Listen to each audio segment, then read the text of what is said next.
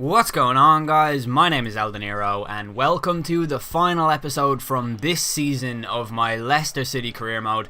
If you guys have enjoyed this season so far and watching it and everything like that, and you wouldn't mind leaving a like early on in the video, that would be awesome. But we start the action off with a game at the Stadium of Light against Sunderland, and you know, it's actually really cool that all the stadiums are in FIFA 15 this year for the BPL anyways.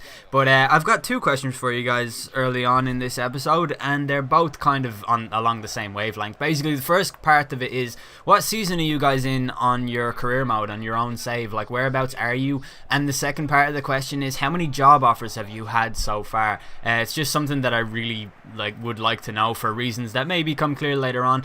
But as you can see in this game, just coming up to the, well, in stoppage time at the end of the first half, Gary Mackay-Steven comes down the left hand side. He crosses it into Nugent, whose dipping header gets punched over by the goalkeeper, and that was all that really happened in the first half, was just two chances. But Sunderland came forward in the second half with Jacquerini just hitting the ball over with his left foot with a really good chance, in fairness. And then just after the hour mark for us, Mark Albrighton comes tearing down the right hand side against Johnson, and he gets a really good cross into the edge of the area where Jack Grealish is on the receiving. Well, Jack Grealish headers it and the goalkeeper punches it away. And then in the 67th minute, Gary Mackay-Steven coming down the left hand side, he crosses it into Jeffrey Schlupp, whose header unfortunately gets tipped over. I thought that was some really good work there in that game, or in that moment though. But in the 75th minute, again it's Mackay-Steven coming forward on the left hand side of the pitch, support in the middle, but he goes to pass it to Schlupp, whose shot is not very good. But I just wanted to show that moment, just to show the dominance that we had on the wings in this game, because again in the 84th minute, Mackay-Steven on the wing once again. This time he uses his skills to cut inside. He goes back to Jack Grealish, who finds Gale, who finds Schlupp, and his that nice bit of one-touch football led to Schlupp's shot being saved. But in the 86th minute, Jeffrey Schlupp gets the ball inside the box and manages to keep it in play pretty well before going back to Bakayoko, whose cross finds Ujoa, whose header goes over the bar, and that's how the game ended, a 0-0 draw. But in that game I did something I've never really done in the whole series so far, and that was exploit the wings, because I read your comments. I read every single one of your comments, and there was one discussion in my comment section one day about being able to exploit the wings, and I said that I can exploit the wings and that's fine, and I can get crosses in all day long, but my players don't seem to want to header them into the goal. And somebody did say a way of doing it, so I was trying to do that. But as you can see here, Marcin Vasilevsky, if that's how you pronounce his name, has announced that he is retiring at the end of the season and he would love to be involved in the last game. And I believe that I believe in sentimentality. I'm a sentimental person. I believe that he definitely deserves a place in the final team, so he's on the bench, because that's the best I could do. Let's face it, I need to do well in this game. We're fighting for a mid-table finish here. We need to finish 14th, and I think a draw will be enough against QPR, because thankfully Hull City were beaten by Tottenham in the while we played Sunderland. Hull City got beaten by Tottenham, and in this game, while we're playing QPR fighting for a draw or a win, Hull City are playing Manchester United. And essentially what happens is, if Hull were to win, we would need to win to finish 14th, but other than that, that's all that really matters. Sunderland can't catch us anyways. But in the 8th minute here, you can see we're putting pressure on, and then Berahino makes an absolute donkey of himself by kicking the ball out of play. And QPR came. Now keep an eye on Luca Ante here. You see the way he runs away from Hoyle, and it's really annoying, because I was controlling him and I was telling him to not do that. Like, I was telling him to run into the centre and he runs out wide, and that's a thing I've noticed that defenders do sometimes in this game. But up in the 19th minute, Dwight Gale tries a shot on goal that gets deflected wide from the QPR defender, and it goes out for a corner kick, which will be swung in by Mark Albrighton, and he swings it in away from the keeper. Dwight Gale goes up and headers it into the back of the net for what was probably only our second corner goal of the whole season, and I reckon our third maybe headed goal of the whole season. Like, we haven't really got a whole lot of header goals. The only one I can think of from open play was Jamie Vardy's at Anfield. But QPR responded immediately after going a goal behind as the ball gets played into Leroy Fer, and a really nice pass and move from QPR culminates in the finish from the is Leroy Fer Dutch? I want to say he's Dutch. I want to sign him as well, by the way, but he's on like 60 grand a week, so it's probably never going to happen. But Dwight Gale coming forward in the 28th minute, his shot leads to a deflection, and Cambiasso tries a shot, and Cambiasso's last ever appearance for the club as well, by the way. We'll get into that a little bit later. But in the 40th minute, Berahino puts the goes for the finesse shot, puts it into the arms of the goalkeeper, and then the cross finds Berahino again, but his header goes over the bar. It's so hard to get headers on target. That's what I'm finding in this game overall.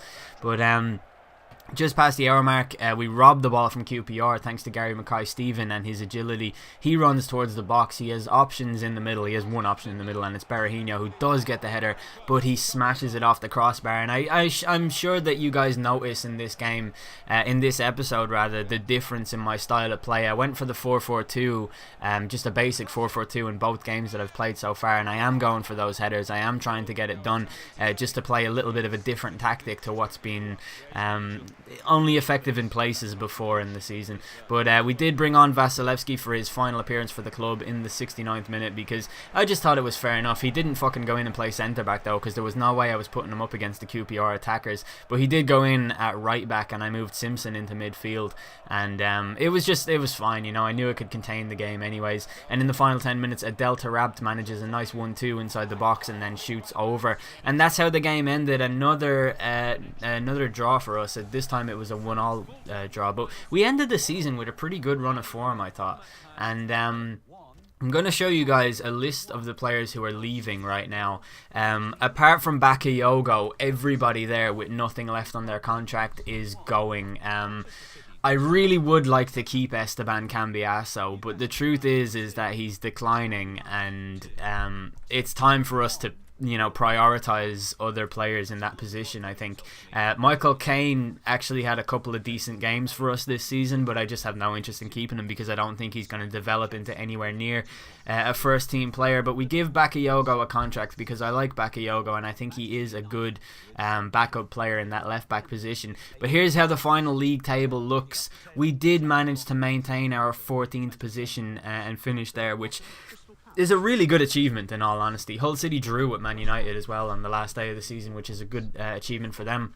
But we finished ahead of them. We had the worst attack in the league. We only scored, 29 goals, which is the lowest amount of goals scored by a team in the league. So I think when you add that with the fact that Kasper Schmeichel was actually the joint... Kasper Schmeichel was in the top 3 in the best goalkeepers in the league for clean sheets. So we did pretty well. We had a decent enough season, I thought. Like, out of all the teams from sixth place downwards, I think we have the best defensive record or something like that. But yeah, it was a decent enough season. The jump to legendary really didn't serve me well. By the way, the squad report is on the screen. You might want to look at that while the season is ending. But for the next season, what I'm going to do is I think I'm going to try and sign John Stones. I'm going to make him a priority because I think we need a really good defender. I'm going to try and sign some other players too, some exciting attacking players, because Scott Sinclair is really good. I think Mackay-Steven is really good. I'd really like it if he would start improving with his stats though, because he's still stuck on 70, and that's a little bit ridiculous to me, but whatever. Maybe he's going to go up really slowly because his potential is only in the mid 70s, but that doesn't seem right to me. I don't think that's how the game works. I think he would just go up to his potential as early as possible, and then just stick on it and flatline it, or maybe even go up a little bit more. I don't know. But Jack Grealish is another very exciting player that we have at the club. Everybody else is going to go. We're going to have a very trimmed squad, and something that I am going to look to do is make good use of the youth academy system and try and get some youth players in.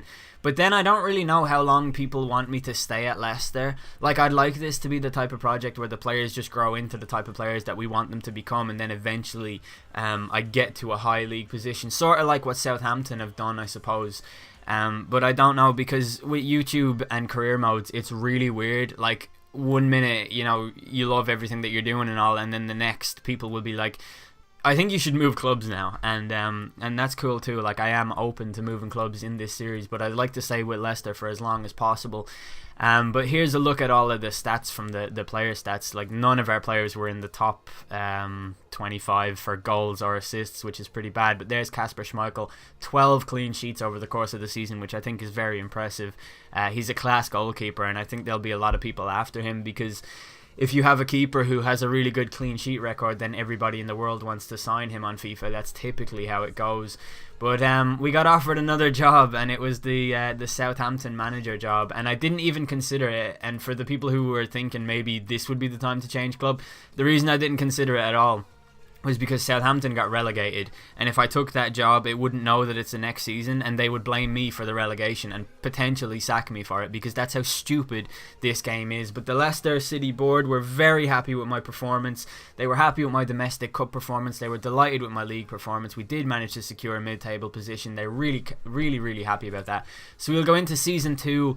Episode 1 will be uploaded tomorrow at 4 p.m. Hopefully you guys are looking forward to that. I've been El Dinero. Thanks for watching, and thanks for all the support over season 1 so far. You have been awesome.